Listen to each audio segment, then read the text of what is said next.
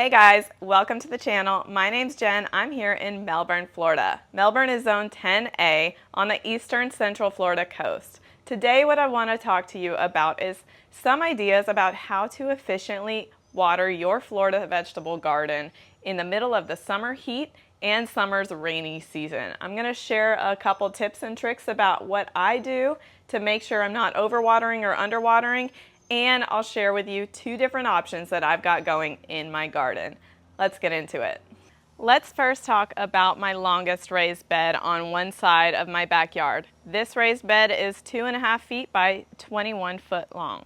Now first I'm going to take you over to the side of my house to show you the key part about how I set up the watering in this raised bed. Now we're on the side of my house, and I want to point out to you this smart controller that my husband installed on the side of the house. This is for the reclaimed water that's already routed to my house. This is a smart watering system, so it actually incorporates weather data to decide whether or not to run the program that you have set up in the app. It's called the Beehive, and I'll put a link in the description box if you're interested in something like that. Now we have reclaimed water routed to the house for lawn irrigation. There's valves that were installed when we bought the house for 4 different zones in my yard for watering with sprinkler heads. Now what I've done is add a valve to the manifold and then connected it to my smart controller, and I trenched and routed the water lines all the way over to my raised bed. I wanted a separate valve for that raised bed so that I can control it totally separately from my lawn. Now here is the manifold of valves covered up right now. I'll add a clip of an old video that shows what that manifold looks like with all the different valves. And there's my controller right there. So the wires from the valves here are routed underground up to that controller right there. And then what I did last fall was trench a line out through my fence to my raised bed behind those trees. Now I did the trenching of the line when the raised bed was brand new and I didn't have it full of soil yet. I routed it up to the front of the raised bed, but on the inside of the raised bed because I wanted this to be a clean look on the outside. You can see it's purple because purple is the code color for reclaimed water.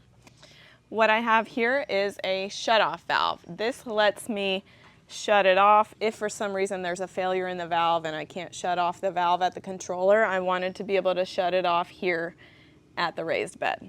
And it also actually allows me to control how much pressure is coming through, because an irrigation system for a lawn is usually running at a pressure of like 90 psi, maybe 75 psi, and what you need for drip irrigation is far less than that. So I use a combination of a shutoff valve and a pressure regulator to keep that pressure down to about 25 psi for drip irrigation.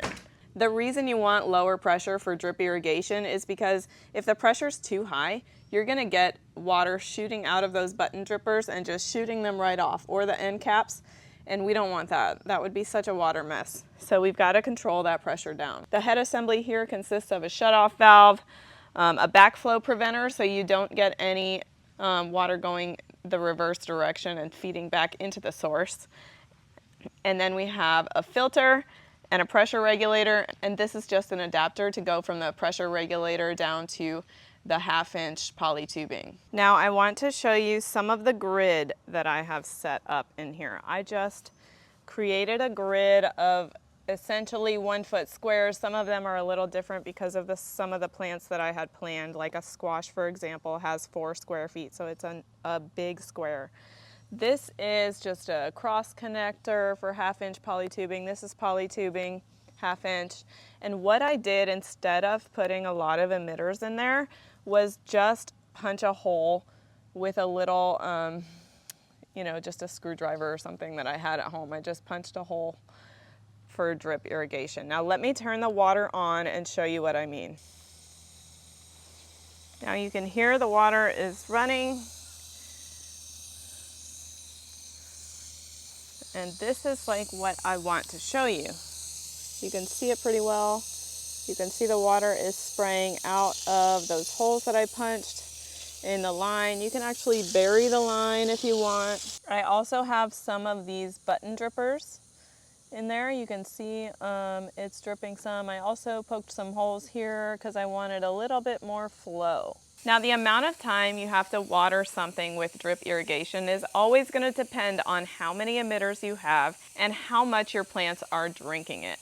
I have a giant eggplant plant growing in here. I have some sweet potatoes going in here, and other than that, it's like one pepper plant, some flowers, and some herbs. So not really heavy drinkers aside from the eggplant. I would highly recommend getting something like that moisture meter until you kind of figure out the time frame required for your plants. You cannot talk about watering plants without considering what plant you're watering. So what I do with this is actually I run it for an hour in the summer, usually once every 2 days. If it hasn't rained in a while, I might do it every day. I use this moisture meter right here to help me decide whether I need to run the system or not run the system, depending on the rain. There's a dry, moist, and wet section, and it seems like a lot of my plants in the summer are enjoying being in the wet zone, right at a number 9 or 8. So I try to keep it around there. Using reclaimed water on edible food is something you should be extremely careful about. I'll put some information in the description box below about the state laws regarding the reclaimed water use for edibles. The bottom line is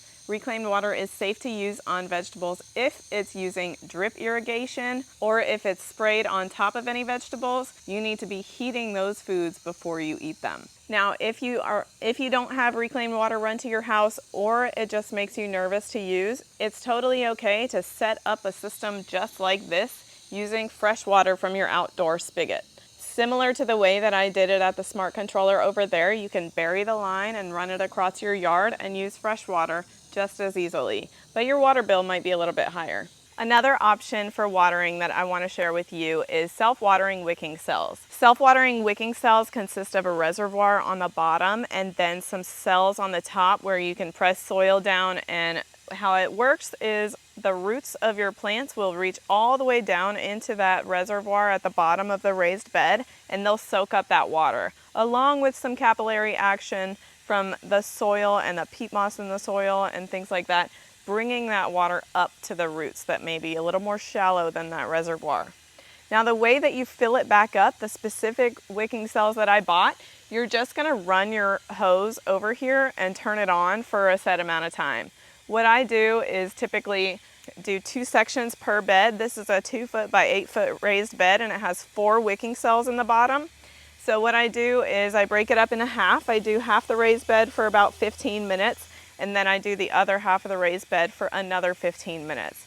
I only do that probably every 2 days, maybe every 3 days, depending on how much it rains. And I use this moisture meter again to help me figure out whether I'm spot on with the watering, or it's too dry, or it's too wet.